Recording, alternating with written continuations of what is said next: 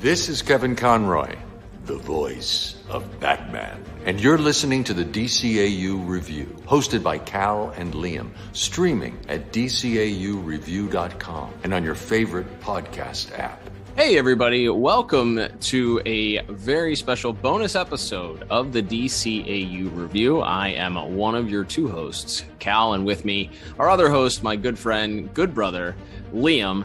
And Liam, we kind of have an emergency breaking news edition of the pod today that we weren't necessarily expecting to necessarily release, but it's for good reason. The DC Fandome just ended this few hours ago, and we have lots to talk about. We won't be discussing anything like the very exciting appearance of Michael Keaton in a bat suit again, or even the full-length The Batman trailer, or the featurettes of Black Adam, or discussing the upcoming Batgirl and Blue Beetle movies that were announced. No, none of that. Not even any of the other animation like Young Justice or the Super Pets movie. No, that's right. We are here today to discuss a 5-minute featurette or so on Batman Caped Crusader, which I guess last time we did a featurette on a poster. This time is last time we did a bonus episode on a poster. This time we're doing a bonus episode on a 5-minute featurette. That's right. But that brief featurette, such as it was, did give us a few more nuggets of information, some more direct confirmations of what this show will be and what it will not be. Some of this basic stuff we already knew, that there was a new Batman cartoon that was being developed and executive produced by Bruce Timm, Matt Reeves, and J.J. Abrams. That's old news, as it were. But one of the things that we found out today is, well, there's another big famous name that folks would know, especially if you're a fan of this show, that will be another co-producer of the series, a DC animation legend in his own right. Somewhat friend of the show, Twitter friend of the show, Mr. James Tucker will be a co-producer on this series.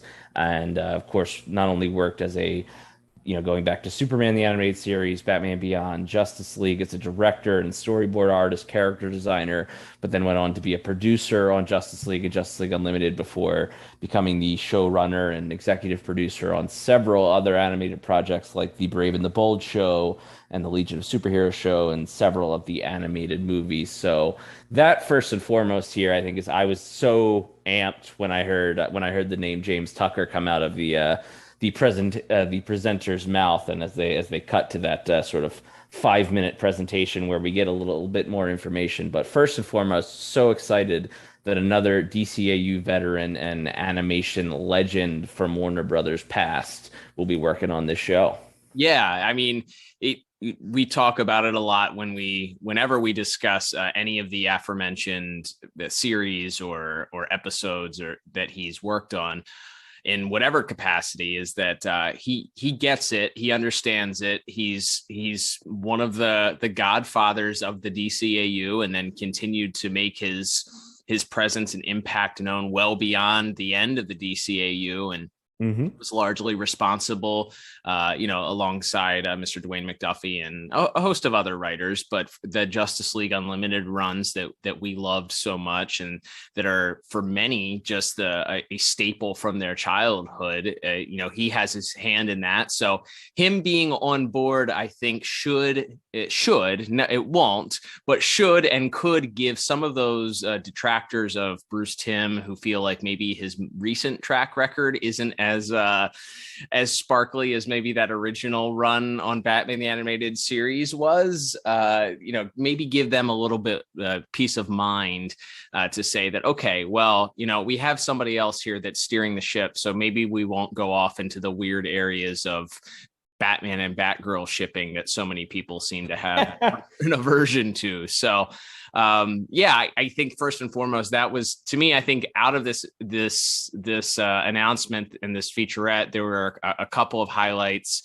I think that's probably 1A, was having Mr. Tucker involved, as you mentioned, Twitter friend of the show, just a very kind gentleman overall, and certainly a guy that I trust putting sort of the reins in his hands alongside, a legend in Bruce Timm. And We saw some of the interview in that piece. It's about 4.5 minutes or so. You can actually check it out on our Instagram feed if you want to head over there at DCAU Review, and you can check out the entire featurette. We have it on the page there, but you can check it out there. It's mostly just interview sections spliced in with original Batman the Animated Series footage and music, which may lead to some confusion for some people. As like, is this connected to DCAU? Is this like Batman Year One for the DCAU? But I think we pretty much got our answer, again, clearly stated that this is not connected in any way to the original DCAU, that this is more or less a reimagining, I guess, as they say, of what that looks like. And it's interesting because Bruce Timm makes a comment during that piece that this was his elevator pitch for kind of like, what if the network television restraints were kind of lifted off of him and in the early 90s, and even the ties to the Burton Batman movies that they had to sort of work within, and in some cases, the character designs and backstories. What if he was kind of given free reign back in the 90s? And he makes some pretty interesting and bold claims about what this series is going to be. Yeah, the wording, as you're alluding to here, is he said he imagined this project as more Batman the Animated Series than Batman the Animated Series was, which is a really funny way to phrase that, but it's totally in Bruce Timm's delivery that you immediately kind of get what he means, and there's more also more kind of clarification given by him and James Tucker throughout the rest of the piece. But they talked about wanting to lean even sort of harder into that 1940s film noir German expressionist style that the original animated series has as their aesthetic, and wanting to extend that not just to sort of the background designs and maybe the cars, but the other vehicles and sort of the way the characters act and are portrayed could all be much sort of simplified and really leaned into that really sort of grittier film noir style. It was clarified because they mentioned that sort of a sort of proof of concept of this idea already exists. As you and I talked about, Cal, when we did our first episode, when this was sort of as you mentioned, just a poster and a press release some months ago, that they might be drawing some inspiration from a short that Bruce Timm had produced for the Batman 75th anniversary. He had done this all in black and white short film of Batman sort of flying to this island. It's very sort of a black and white, film noir style mixed with maybe a little bit of the Max Fleischer Superman with this, a mad scientist kidnaps the damsel in distress, and there's a big monster that Batman has to contend with. But it's very little dialogue, and it's very it's very quick and action packed. But James Tucker did also mention that among that at least as of yet, the show is not being produced in black and white, unlike the short that Bruce Timm had done. But that is sort of the idea, and that's sort of the motif. That it seems like this is an idea that has been rattling around in perhaps not only Bruce Timm's head, but a lot of people at Warner Brothers and DC Animation for years now. That the idea of what if, yes, without some of those constraints of whether it's the years and years, the almost 30 years of continuity of the DC animated universe that you have, if you were to set this in the main DCAU and do a Batman the Animated Series Year One style story, as much fun as that could be, especially for people like us, you are then sort of locked into certain storylines and characters have to go this way. And prequels sometimes it's hard to keep them exciting because you kind of know where all the characters are going to end up. So by setting it in a similar world, this can kind of be a spiritual cousin to that series.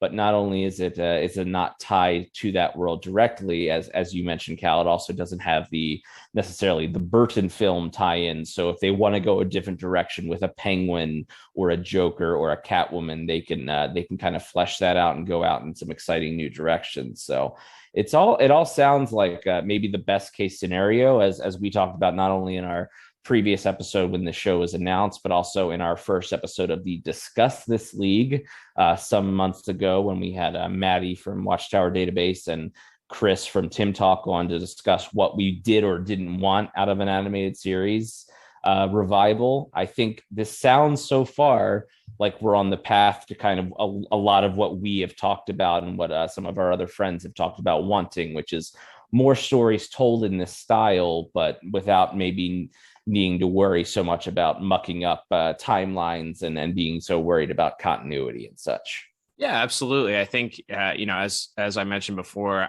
I'm not one of the people that necessarily lost trust with Bruce Timm's ability to tell Batman stories.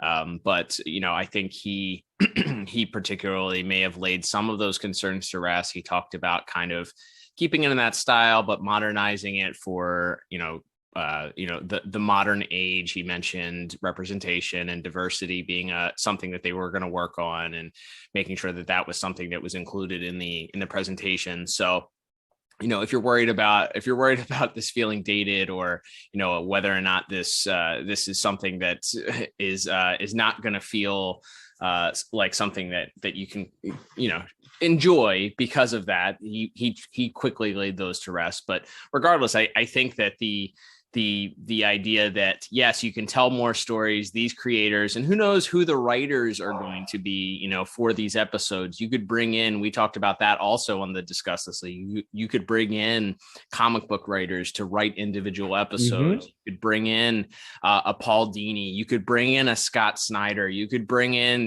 these Tom King, these prolific writers, and have them just mm-hmm. write an episode and do things that is sort of the norm nowadays for these serialized 13 episode or 12 episode seasons on streaming services. So, things have changed, and adapting the way that this show can be written and told and stories told, I think, outside of the confines of the DCAU. And again, not we've seen the problems, quote unquote problems, or some of the problems that people have with trying to tell mm-hmm. stories within this DCAU. As you mentioned, it's now 30 years old, and you have different writers. You've had, dozens of different writers that have come in and told stories, and for other writers to kind of be handcuffed to try and fit into this box to make sure that they don't contradict or they don't overlap with other stories being told would be very difficult and a big ask of people. So this gives them the freedom. We were, in the featurette, they mentioned, James Tucker mentions that this is going to be very early on in Batman's story. So, he said, they mentioned and sort of alluded to him not having established relationships with the GCPD or Jim Gordon. Mm-hmm. Not only them not necessarily trusting him, but him not trusting them either. So those dynamics playing out, it allows you to kind of set up villains and change their stories and allow their stories to evolve differently. So it also mentions that Batman really is going to be, at least initially here, the only hero. He's the only hero around. There's no Justice League. Matt Reeves jumps in and shares that there's no Justice League. There's no other heroes. So, we're really starting from scratch here, but doing so with the benefit of having great writers and great people involved and great producers involved that really, I feel like, have earned our trust, hopefully, being able to kind of handle some of this mythos. Yeah, I will just mention it, and I did see that comment of Bruce Timm's recent track record. I was just looking at things that he has recently been credited on as produced. He produced the Batman Soul of the Dragon movie this past year, mm-hmm. Which was this kind of swanky 70s sort of kung fu style movie. It's kind of completely unique, I think, among the DC animated films. He has produced a couple of the shorts, the Phantom Stranger and Sergeant Rock shorts, mm-hmm. and he also produced the Superman Red Sun movie. Now, he wasn't in it, and of course was the an executive producer on the Justice League versus the Fatal Five movie, which I think was pretty well beloved. So I think the idea of that he's lost touch, or that he hasn't updated his style for the times, I think. Maybe I understand you're allowed to like or dislike whatever in his catalog you like or don't like. You're absolutely totally not wrong to feel that way. But I do think if you understand that it's not one, he hasn't only produced Batman and Harley Quinn in the last 10 years, because that seems to be the one, and the Killing Joke seem to be the two that get brought up as evidence of him losing a step or whatever. But and obviously it's once again, even if you think that way and you think that he doesn't necessarily have it in that department anymore from a narrative standpoint or whatever, again, there's a lot of other talented people that we already know of, at least three other incredibly interesting and prolific filmmakers and animators and writers and directors working on this show with him. It isn't just him producing this by himself. And on top of it, like you said, there's definitely the potential to bring in plenty of new blood and maybe even some older creatives that he's worked with in the past as well. So I think the worrying, I understand it. And again, you're not wrong to like or dislike anything, but I do think maybe people are worrying before they need to worry about some of that stuff, especially considering, once again, we have seen one picture and it's Batman looking like a Bruce Timm drawing of Batman. So I think it's a little bit early to be so concerned about that. But I get it. We're doing a podcast speculating over, as you said, a poster and a 5-minute interview. So it's fun to do this. It's fun to theorize what could happen, what might happen, and to think about who could or couldn't be brought in to work on the creative side of this. But either way, I really think this is the best of both worlds, as we've talked about in the past, of getting more DCAU style adventures, but not being mired down in that 30 years of continuity. As much as we love it, as much as we love talking about Justice League Infinity and Batman: The Adventures Continue every single month when we review those comics that are coming out currently, we love that, and we would love to see more in this universe as well. But the last thing I would want is for an Arrested Development season 4 situation where I feel like the creators are kind of hamstrung by what they used to do and aren't being maybe allowed to tell stories to their full potential because they're still beholden to not just what they did, but to, more importantly, our childhood memories of what they did, which is, if you're competing with your own nostalgia or with people's nostalgia, you're never going to win that fight. The nostalgia is always going to win out. So I'm really excited to see this take off in a new direction and with a really solid creative base for this pyramid here. Yeah, I don't think I could say it any better. I think that there's cause to be excited. There was a lot of stuff revealed today, as we mentioned before, in the animation world. We've got a huge slate of movies coming up in 2022 that they announced here. Some direct-to-video or DTV. Again, it confounds me that they still call them direct-to-video when videotapes have 20 years now, but okay. Direct-to-video movies coming out, including a Constantine movie that sounds interesting, a new Green Lantern film. Lots of exciting stuff on the horizon there. We again saw lots of live action DC stuff in the future also, and did get a small look at the My Adventures from with Superman show as well, just some character designs and such, but excited to see that moving on in production. Absolutely. Yeah. Some Young Justice talk that was released today. The latest season of that was released today, I believe, or at least a couple of the episodes. And yeah. And in addition to all of that, of course, we also have the exciting announcement of a animated Milestone universe movie and perhaps multiple projects in the works. But we know for sure the poster they showed off had not only Static, of course, front and center, but also we have Icon and Rocket and Hardware and some of those other great characters from the Dwayne McDuffie, Dennis Cowan, and some of the other great John Paul Leon, some of the other great Milestone creators. So another exciting animated project there in the works. Absolutely. I told our friends at Watchtower Database, they better have Little Romeo on speed dial. Is all 100%. So lots of exciting stuff happening in the world of DC animation. So believe it. Whatever the next thing they reveal is, maybe it'll probably be like 2 or 3 drawings or like character models. We'll have to do an emergency bonus podcast for the character models too, I'm sure. Well, we've done 2 now. We're locked into it. That's right. Exactly. We are, unlike Bruce Timm with this new show, we are locked into our old continuity because every time the tiniest bit of news about this show has been released so far, we've done an episode. So we have to adhere to our own timeline. We must adhere to the rules that we are making up on the spot. Great. All right. Well, with that, we invite you to subscribe to the podcast so that you get one of these episodes dropped every time we choose to release them. You can do so on all of your favorite podcast apps, including Apple Podcasts and Spotify. So go ahead and do that. You can also, of course, listen to these episodes on YouTube on the Pod Tower channel. So go to YouTube, search the Pod Tower, subscribe to that. You'll also get not only our podcast, you might even get some thoughts on this podcast from our friends at Timm Talk and our friends at Watchtower Database, who are always dropping various different podcasts alongside ours. So it supports us, and you'll also get our content. So you can go ahead and do that. Don't forget, follow us on social media at DCAU Review. Liam, coming up this week, we have an exciting episode that will be continuing in Batman the Animated Series. But until then, I'm Cal. And I'm Liam. We'll talk to you on the next episode of the DCAU Review. Bye-bye.